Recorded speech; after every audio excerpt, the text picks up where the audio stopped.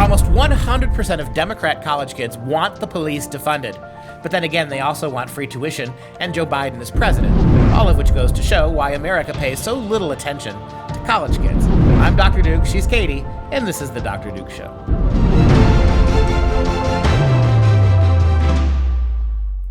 Hello, everyone, and welcome to The Dr. Duke Show, the one and only program that keeps you educated on the craziness impacting K-12 classrooms and college campuses around the world. Today, we start with a new study that shows just how dumb the next generation of Democrats is, especially when it comes to supporting the idea of defunding America's police departments. And yeah, this is the thing, right? Why are we surprised that Democrat students at colleges wanted to fund? I wonder, the unanimity of that should bother college professors if college professors actually cared about their jobs.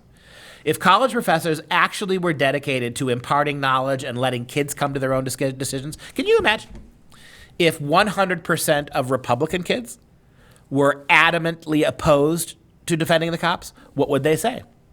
Those are racist, bigoted kids.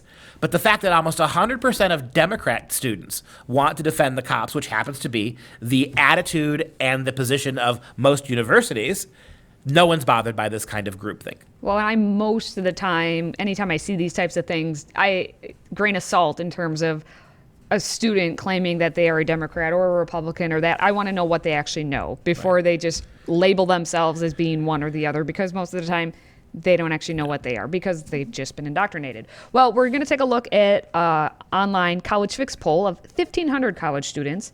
And obviously, as you already said, it was near unanimity among Democratic college students on the defunding the police. 94% of them considered rioting and looting legitimate. We're going to get to the specific questions in a moment. But just so everyone knows, it was a College Pulse survey, which I actually like these surveys because College Pulse takes a look at a sample that's from an undergraduate pool of more than 270,000 verified students representing more than 900 different colleges in all the 50 states. So at least there's a wider sampling than just, going to one university and getting 5 kids' opinion. So College Pulse did this survey back in June, and they just released the results.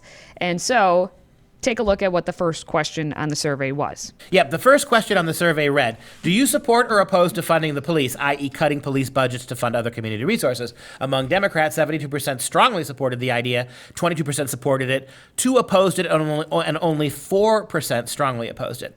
Among independents, those figures were 38, 27, 19, and 6, 38, 4, and only 6 opposed. 89% of black students supported defunding the police. I've never understood this about universities. First of all, you're exactly right. Kids who think they're Democrats don't know the first thing what that means. Or Republicans too. Well, that's true. That's true. I want to know the individual. That's largely true. But in my experience, college Republicans know, generally speaking, that it was Democrats who opposed civil rights. That it was Democrats who founded the KKK. That it was Democrats, right, who were mostly responsible for slavery and the Civil War. They know that. Now, I'm not saying Republicans know everything they ought to know, but they know that. Democrats don't know that. My point is that there are a lot of kids who have Republican values. I've met them every semester in campus, right? When you actually they come to your office hours or they engage you in a comment in class, you ask them, well, how do you know that? Well, of course Democrats are the party of civil rights. Well, how do you know that? When you start pulling this back, you find out they don't know. And they know that. And when they finally know that they don't know what to do. They don't know how to handle that. Mm-hmm. They don't become Republicans, but they don't know how to handle it. I've said this many times. To me, the best comment I ever get as a teacher is this one. How come no one's ever said that to me before? And that I relish that.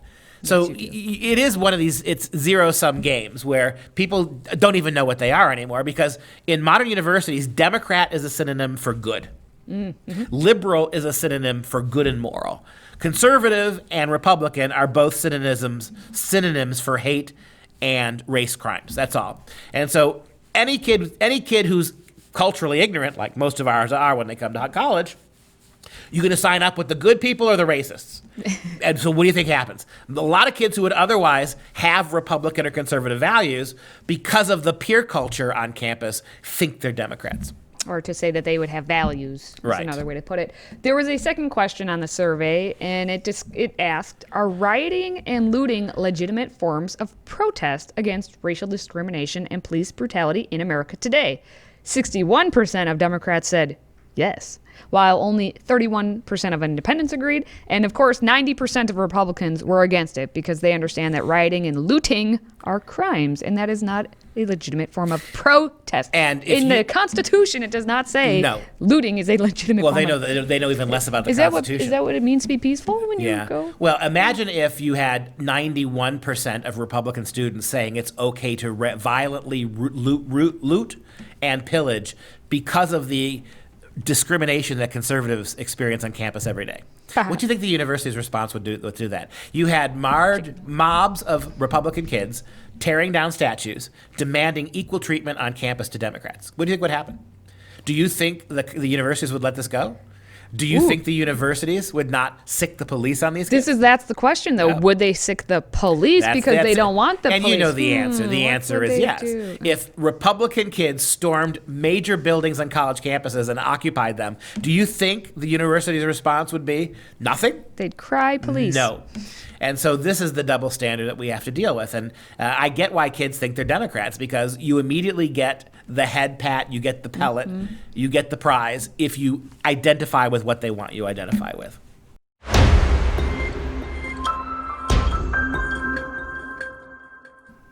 Now, back in my day, and maybe even in your day, encouraging segregation was faux pas. Actually, it was also racist. But not anymore, because students at Rice University in Houston, Texas are demanding segregation. They want a black house just for black students. That's a nice little cookie so they can feel included. They can feel. Yeah. And that's just one of the many demands that they're making in a, of course, petition that a student put out. Actually, it was a recent Rice graduate. So I guess she went all 4, 5, 6 years being like, I'm going to write down all of my grievances and then put a petition out and demand things. Gabrielle Falcon wrote that in addition to getting her own black house, that students need to remove the statue of the school's founder, William Marsh Rice, because, history of racism and slave owning, and requesting that his school was only to be open to the white inhabitants of the city of Houston and state of Texas back in the day. Okay. Despite her frustration with Rice having a statue, Falcon actually didn't suggest that there be a change in the name of the alma mater. So she just wants to tear down a statue. She also, which by the way, the petition has about 2,800 at this point. She talks about the lack of racial diversity. She says that even to this day, only 9% of Rice's undergraduate population is black. And the racist wishes of Rice underlie the values and foundation of the university we attend and persist to this day in its very name. So just like basically all other petitions that are out there from random college kids who instead of studying decided to make petitions, she's saying the name is racist. We tear down the statue part. We also need to put out a black-only house, the black house. Right, and again, to me, it's this idea that we're going to put out a black house in the name of inclusion. Yes. Because the idea that you have white houses or buildings dedicated to white people or buildings where only white people are allowed to go is categorical BS. Yes, the exact wording, just like you had said, is this black house segregated from the Rice's white students was demanded so that the black students can, quote, feel included on campus. Yeah, and this is if I'm a Rice administrator, I'd be concerned about how contradictorily stupid this petition is, right? How they can't even figure out things like this. But I've got a solution. Here's how you fix the naming problem. Call it Brown Rice University. Think about this for a second. Brown rice is healthier than white rice. We know that, right? Overall, yes. Okay. But there are purposes to both rices. Not anymore. There's not. White rice. Call it Brown Rice University. And here's what you do. You require marshmallow treats, Rice Krispie treats on campus to be made with Cocoa Puffs. I was just going to say, better be Cocoa Puffs. Not with regular Rice Krispies. Those 3 white little hobbits there, little elves. Did we not see that? We did. A couple months ago, we did a story from England. That was like 2 weeks ago. Was it 2 weeks ago? Yeah. Weeks, months. We did a show recently about England, an activist in England who was arguing that Rice Krispies were racist because you had 3 little white elves, right? Snap, Crackle, and Pop. Maybe you need Snap, Crackle, Pop, and Quentin. Or Snap, Crackle, Pop, and help me out here. Quentin, I can't help you Malcolm out. X. Well, Malcolm X, Crispy Rice guy, right? Or maybe you need a female one. And this way you fix the problem. And so what we can have here is a coming together moment in the name of inclusion, where we learn from this, right? Where Brown Rice Academy stops charging $1,500 in tech fees for every online course they assign to kids. Quit robbing the kids that way. And we build, in the name of inclusion, all kinds of buildings on Brown Rice University that exclude anybody except the people who they're made for. This is Brown Rice University. I'm Dr. Duke, and this is why you watch the show, isn't it? Oh, okay, well, sure, no. But white rice does have a purpose, especially right after you work out. It actually gets to your bloodstream faster. That strikes me as white supremacist. It is. We learned last week that getting a good night's sleep, is white supremacist. And now you're talking to me about working out. How white rice actually has properties of value for people. But there's a shorter window to enjoy those. Do you think African Americans in this culture, as harassed as they are, have the ability to go to gyms and work out? Do you honestly believe that white rice is going to benefit the African American who is so slave beaten down in this culture that he can't afford your CrossFit, your elitist CrossFit workouts? Anywhere you want. Yes. Can you do it in the Brown Rice house?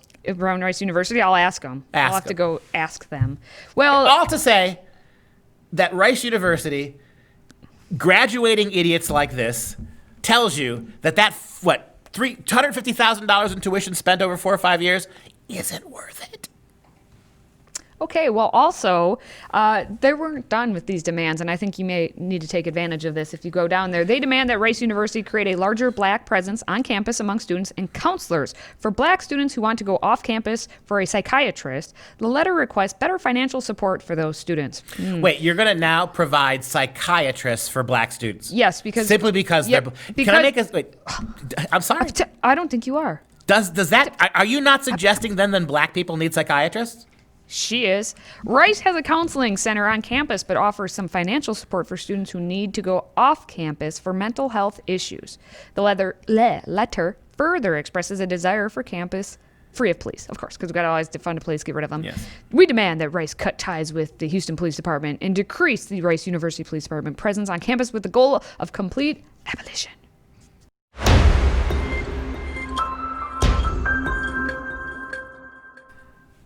Okay, well, we can't get away today without at least going to California, where it's Crazy Town, USA. Santa Barbara, California, actually has a group of students, high school students, from the Black Student Youth SB, so Santa Barbara, demanding that mandatory ethnic studies be taught, like ethnic studies courses be taught at the high school level. The Santa Barbara, California Unified School District Board met in June to discuss it initially. What happened is, well, first off, Santa Barbara, we know, just like we know across country, their students have atrocious test scores. They can't read, they can't write, they are not proficient in anything. Especially minority students tend to be even worse as a collective group, okay? But these students decided, you know what? We're going to demand that we have specific race curriculum and other things. There were 6 demands that these students brought forth to the Santa Barbara Unified School District Board.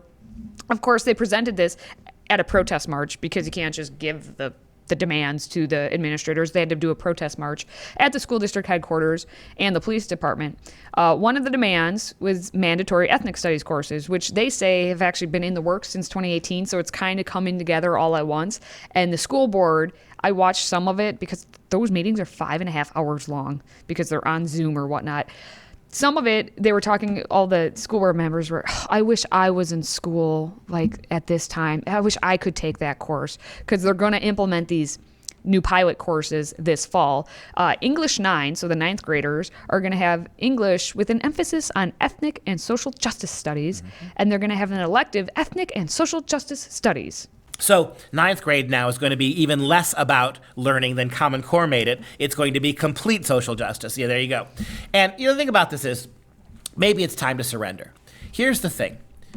The only way we've figured out, since we've been trying to uplift lowest performing kids, particularly minority and inner city kids, we've been spent about 70 years trying to fix this.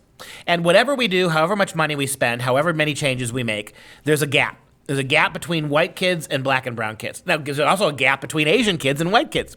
So in this case, we're going to lump white people in with the underachievers and make sure we point out that the Asians are the ones who are doing it right. We can't lift up the lowest performing kids, including white kids now. So what is the only way you can make them outcome even, because this is what this is about, right? It's not about getting every kid an education. It's making sure that kids are only allowed to be educated in the same way. What better way to do that than replace math and science, reading and writing with social justice classes? Because everyone can graduate from those the same way. Well, not necessarily. When you go to a social justice curriculum like what they're doing now in the public schools, then you've got all kinds of winners who can't read and write. Those are called minority kids. And you have all kinds of losers who can't read and write. Those are called white kids. That's what they mean by social justice. But look at it this way. Now you've got Asians at the top, whites second, black and brown skinned peoples third and fourth in terms of achievement. Hispanics and then black kids. Well, if you go to a social justice curriculum, you've equalized 3 of the 4 groups. Black, Hispanic, and Asian are now equally what they are, and it's only those white kids who are technically the losers, the ones that you convince that whatever they achieve by privilege, that any success they have is not success, it's just a racist culture. And that's the solution. And that's what the public schools have decided. Our job as public schools is to artificially elevate minorities, make them think they're doing great even if they can't read, and let white kids know no matter what you're capable of doing, we're not going to let you, number one. And number two, whatever you do achieve will be because you're racists.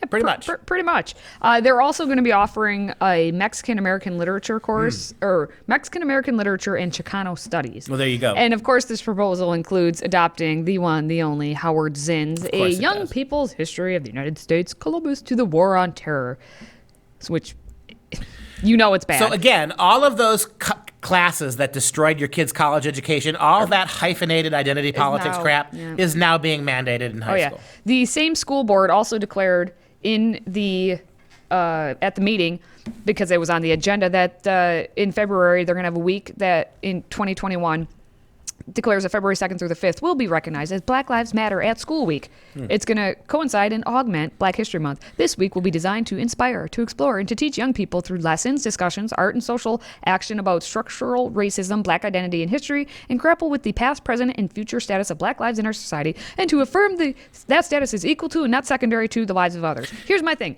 If they would actually just have that 1 week, and they get it all out in 1 week, and leave the rest of the year to learn about actual things that matter for everyone, then I'd just keep my kid home that week. If you don't want to listen to the technical stuff that Katie was just talking about, here's my explanation of your public school curriculum. Black, black, black, black, black, black, black, brown, brown, brown, black, black, black, black, black, black, black, brown, brown, brown, brown, white people suck.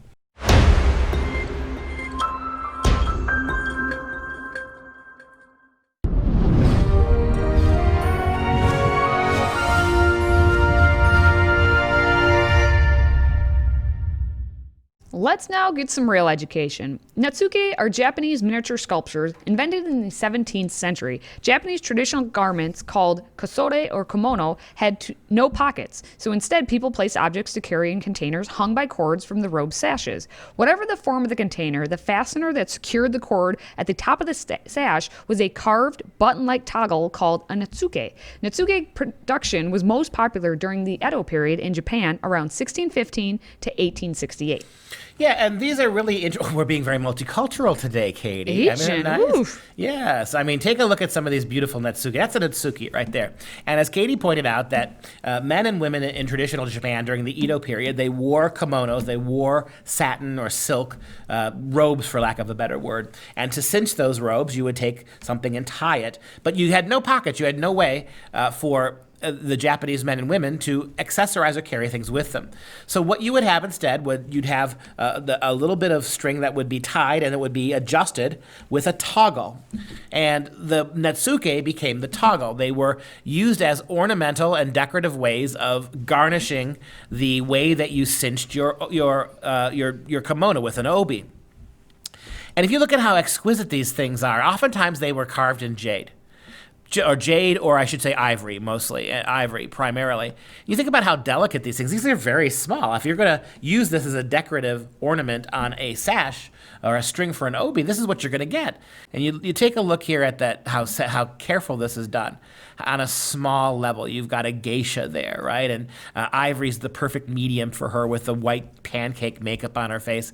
That fish is remarkable, and you've got a little Japanese fisherman got caught on the back there, right? This is the Japanese version, perhaps, of the story of Jonah. The next one, lovely, right? skull with a serpent on top of it. These things are highly collectible, and every now and then the Japanese let some of the most expensive and valuable netsuke from the Edo period out to tour the country, to tour the world in museum exhibits. If you get a chance to go. You can see how good they got at being able to tint them too. When you think about the elaborateness of some of these, how much color has been worked into them, how much tint has been worked into them. Here you have these really beautiful ivory works of art, and the incredible breadth with which they make them. I would warn you about one thing. If you type in Netsuke online and look for this, there is a huge tradition of highly erotic Netsuke, right? So you could, I mentioned the geisha there, that was not by accident. You can find all sorts of erotica of Netsuke, ivory carved penises and whatnots and thises and that. So be careful how you filter that. But to give you a sense of a little multiculturalism here at the Dr. Duke Show, expanding our knowledge base. Okie dokie. As always, you can follow us on Facebook and Parler. And if you have a question for our Friday Q&A, visit freedomproject.com/askduke or send us a message on social media. As a reminder, this is our last week of enrollment at Freedom Project Academy. Our phones, the email, everything, it's been insane for the last 6 weeks, and our classes are nearly filled to capacity. It's booming, I tell ya.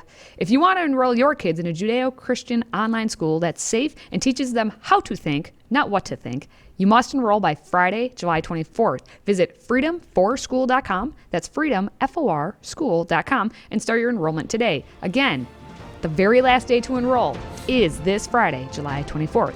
Now we're going to wrap things up, as we always do, with our fun fact of the day. At birth, a baby panda is smaller than a mouse.